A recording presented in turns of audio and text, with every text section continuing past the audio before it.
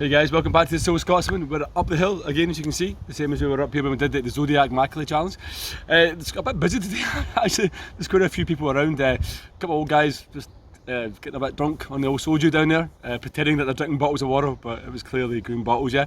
Speaking of green bottles, as everyone knows, anyone who knows me, I'm a huge Celtic fan, and just recently in Korea, this is a new soju that's been launched. Yeah, it's actually a honey soju, which I'm going to drink later.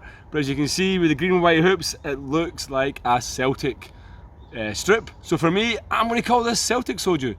And recently, when I was home in Scotland, I actually went to Celtic Park. I kind of try and go there every single time I'm home. So let's have a look at the video of the trip that I went, and then we'll come back afterwards and drink the soju. Yeah. So it's our last day in Scotland, and no trip home is really complete without a trip to Paradise or Celtic Park. So we're on our way. My sister is taking me in for about the 15th time that she's ever done this, and yeah, as you can see, wow, it's changed a lot since I was last here. Like I haven't been home in 4.5 years, and wow, it's pretty incredible. Wow. So we got parked up, we're walking up to Celtic Park now, as you can see. Interestingly, the last time I was here, or when I used to come to games at Celtic Park, I would always get asked for like 50 pence or £1 to watch your car. I'm going to assume it's probably about £10 now. The first place to visit is of our greatest ever captain, Billy McNeil.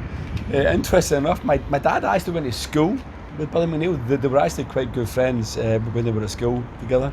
I think he might even advise them to become a footballer and not a sprinter at one point. We're going to walk up what's called the Celtic Walkway, which is the kind of road up towards the main stand. The main stand is where it says Celtic Football Club.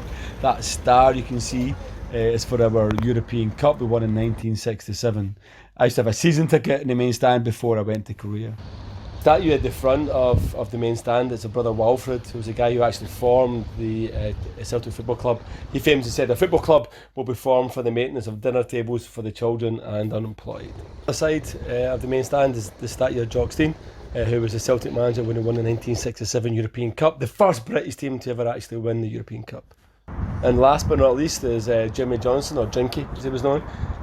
He was one of our most famous number 7s. He was actually born and grew up and lived in the area that I come from, and I used to meet him all the time in bars whenever Celtic were playing. All along the front of the main stand, like on the Celtic Walkway, is this special kind of area where people paid and had like their name put in one of the bricks that formed the walkway. Unfortunately, I was in Korea and I never done it, so my name's not here, unfortunately. Well, it was just a quick tour, but it's time to go back, and it's time for one more drive past it from the other side. And as you can see, it really is just an incredible stadium.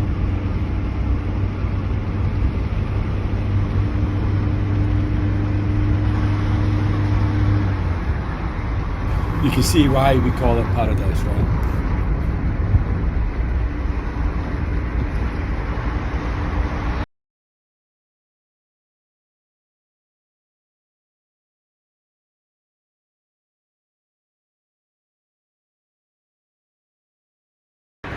This is Caesar's Bar in View Park, named after Billy McNeil, the captain I showed you earlier. Let's go over there, shall we?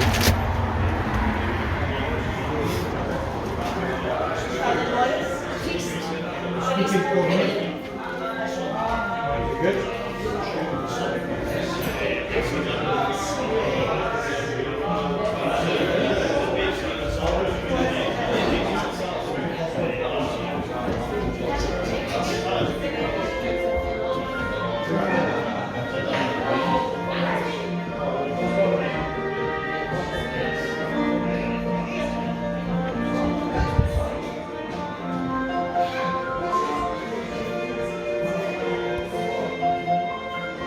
And that's the world famous Lisbon Lions, the team that won the 1967 European Cup.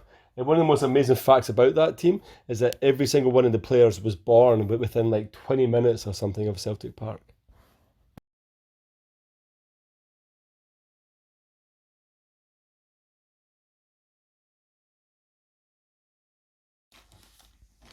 Ah, shit. Hi guys, it's time to try the actual Celtic Soju now after watching the trip to Celtic Park. The Soju is actually made by Chumcharam.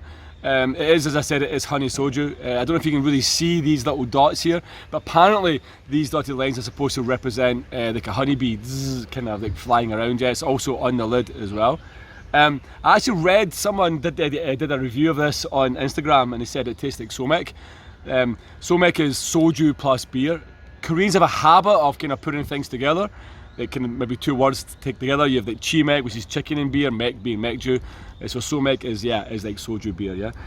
So I've never actually drank honey soju. I've drank honey makgeolli, and it didn't actually taste a whole lot like honey. I'll be interested, I guess, to see if honey soju actually tastes anything at all like honey.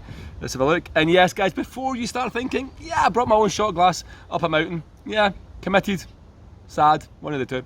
Okay. Yeah. So it doesn't taste of honey.